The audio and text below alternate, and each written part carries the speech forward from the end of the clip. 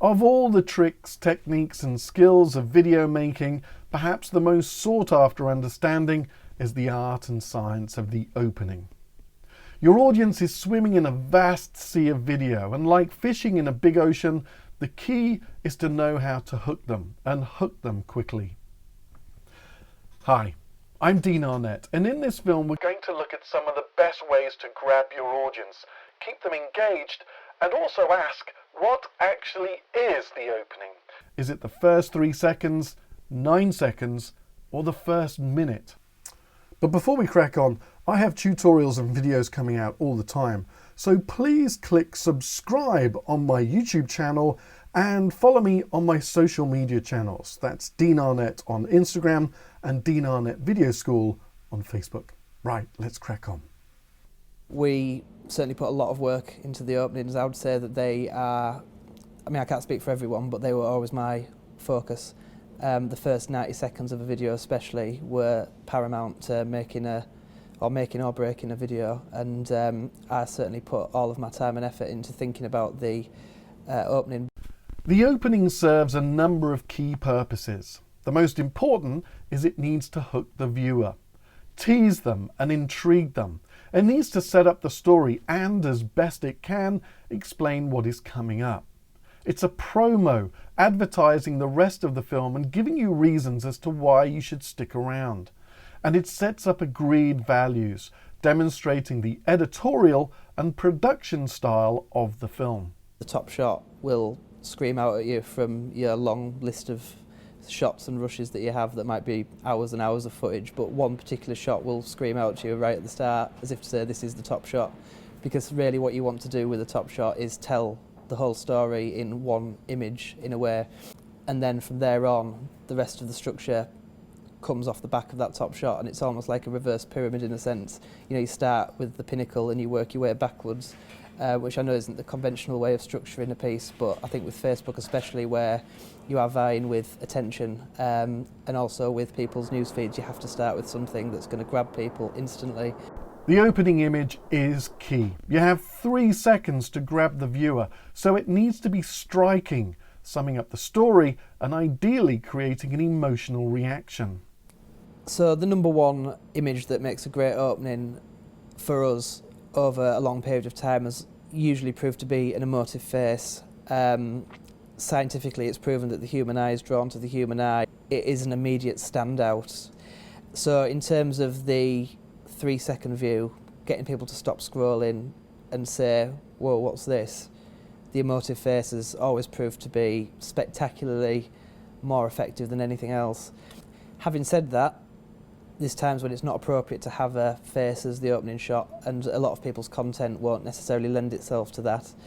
And there are other things that could be equally successful as an emotive face, such as a juxtaposition between two very striking things that maybe you haven't seen or thought about before that make you think, oh, that's a comparison or a contrast that I never expected to see. One recently that we did that worked very well was graphicised before and after of the streets of various cities in Ukraine using Google Street View, where the image would swipe through from what it looked like on Street View maybe 5 years ago to the devastation now, and having that line swipe through and show the contrast did exceptionally well on Facebook, on Twitter, Instagram, everywhere. But the opening isn't just the first 3 seconds of the video. You need to drive the audience on into the heart of the narrative so they can't switch off. On that basis, it could be argued that the opening is the first 10 seconds, 60 seconds, or even the whole film leading up to the end payoff. Between the 3 second and the 30 second, it's all about visuals and capturing the viewer with as we mentioned, the combination of visuals and text. So you're punctuating the very in-your-face visuals with text to grab the viewer and grab their attention and get them interested, and also to some extent pique their interest in the rest of the piece, which is another aspect. But then once you get to the 60 seconds, you're thinking more about, as I say, conventional storytelling, and then after that it's probably more like a classic TV piece in a lot of respects. Channel 4 have made a name for themselves with highly successful social media specific video content. Well, the India's COVID hell was something that was very much in the news at the time, but often you get all of these numbers that are very dehumanising. This amount of people are dying every day in India.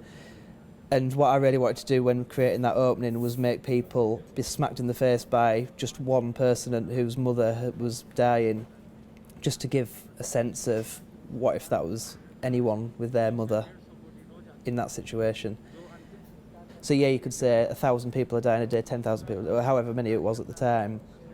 That is a very dehumanising way of presenting very important information. So we decided, yes, you've got the person who's personally suffering from it right there, and then you've got a statistic that is making sense within the remit of this particular video. So you finish watching this video, this many people have died.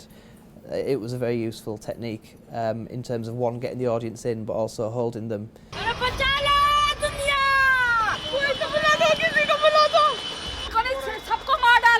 By the time you've finished watching this video, around 17 people will have died from COVID in India. This is a warning to the rest of the world. COVID is not over. The dead are piling up in the street, waiting for cremation. And this time, many of the victims are much younger.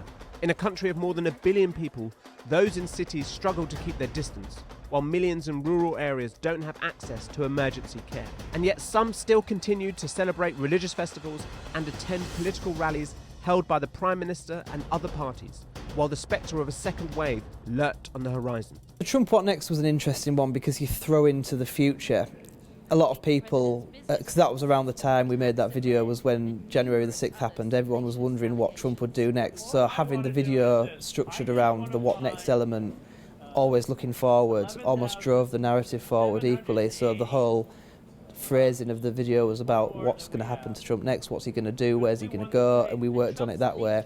And I think that was very useful in that respect because, it kept people looking to the future, and then the piece ended with, where we thought it would end up, which has probably been correct as it turns out. It's the end of the road for President Trump, but what's next for Donald Trump, the man? Donald Trump does everything big, he does everything bold. He's not going to go gently into that dark night, right? He has one talent above all others, and that is the ability to make people part with their money for his benefit. Remember Trump wine, Trump University, Trump steaks, Trump water, Trump casino. Don't do it. He's not going to give up that power, that feeling that he gets from being Donald Trump. We won the election, we won it big. So we've come to Trump's soon-to-be home, away from the White House, to find out what might be in store. A good film is a good film, but a really brilliant film speaks to its target audience. As we know, different platforms have different audiences, so a good opening needs to acknowledge that. A Facebook opening is very distinct to any other kind of opening. If I was making a YouTube video, I would think very differently about how I'd open it. There'd certainly be certain elements that you'd use. You always want to engage people early on in a video, but I wouldn't be as focused on the first 3 seconds as I would be on Facebook. I think that the way that I would structure a Facebook opening corresponds more closely to other platforms. I would use a similar technique on Twitter, I'd use a similar technique on Instagram. I think it's just the subject matter would vary in terms of what would do well. Twitter is a lot more for hard news. Instagram's usually for more culturally relevant pieces, and for Facebook, as I've mentioned, we will tend to focus on any kind of story, but we would focus on trying to evoke some form of emotional response from the viewer in order to get them to share it or distribute it. So, a powerful image that sums up the story is key.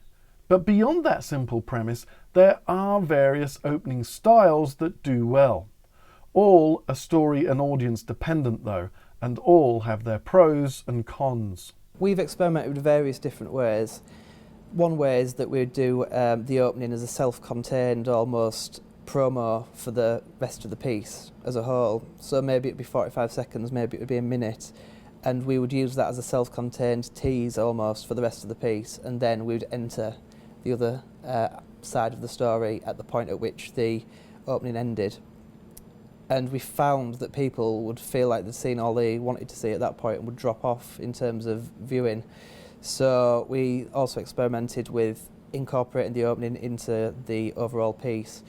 And that's the point at which you might say you have to make some sacrifices, because if it's part of the overall piece, you have to use all your good stuff at the start, and then you find yourself struggling to maybe reuse it, or maybe it'll invert the style of the narrative in a way that can become problematic, because if you were structuring a piece in terms of a beautiful narrative, you would not start at the climax. The opening is important, but a good opening shouldn't damage the rest of the narrative. You don't want people to know when the opening ends or when the rest of the film begins, because that is usually a drop-off point, and a lot of our studies into the analytics of a video would suggest that. So anything that you can do to provide a smooth bridge between what are two very distinct points of the narrative, it is possible to cover over those gaps by having a bridge between that, be it a character that you introduce at the end of the intro who then carries on as the first character of the piece itself, or anything thematic in the script or in the picture that would provide that bridge. So far, we've talked about visual content. 60 to 80% of the audience may well be watching without the sound on, but sound is still important. We used to always describe ourselves as audio agnostic, because we're very much aware of the fact that a lot of people watch on the phones without audio. We subtitle everything regardless, and we always have done that, and that instantly gave us a massive spike in our views, and I think that it's shocking that some people still don't subtitle things on Facebook, but that's almost a separate point. But we would use we had a graphic designer specifically for this project, because the way that text can punctuate and also emphasise particular points on a screen, and that's almost like the replacement for the audio, I would say. Yes, we focus on audio, especially in the openings. You know, the openings will often have music, will often have, you know, a lot of sound textures. Like anything, there are no absolute hard and fast rules about what makes a successful opening. If for no other reason than any success is so audience specific. That's why you need to tailor what you do to perfectly align with what your audience wants. And the best way of doing that is by using Facebook and Instagram's own built-in analytics. There are certain things that we can pick up from the analytics that tell us structurally what would work regardless of the story. So we look for drop-off points a lot and see if we can learn lessons from that particular drop-off point. As I've discussed, some of the things that make people drop off previously, you know, hard audio cuts, very definite and clear chapter headings that make people think, right, next section can't be bothered anymore, move on. So analytically we look for that. We look for the 3-second, the 9-second, the 30-second views, and see if we're holding people at that point. Can we get it to the 1:30 mark? And then at that point we've held the viewer for, you know, a really good amount of time, and we'll hopefully see them through to the end of the video. But another thing that's really important to look at is shareability. How many shares is a video getting? How many likes, how many comments? Because so much of what we've found to make a video successful is the interaction that you get. And without knowing the exact details of the Facebook algorithm, it seems that having interaction with a video drives shares, which drives views, and having a lot of likes and a lot of comments seems to push it up people's news feeds as well, and give it priority. If a video's got 500 shares, one video's got 5,000 shares, what's the difference between those two videos, and what can we learn from that in order to try and drive that again? And it usually comes down to people wanting to either show empathy, people wanting to show maybe their friends that they're clever, that they're engaged with complex issues. That's certainly, for a Channel 4 perspective, what we find. Whole books could be written on the science of the opening sequence. And in these days of video saturation on social media, making your film stand out by getting the opening right is more important than ever before.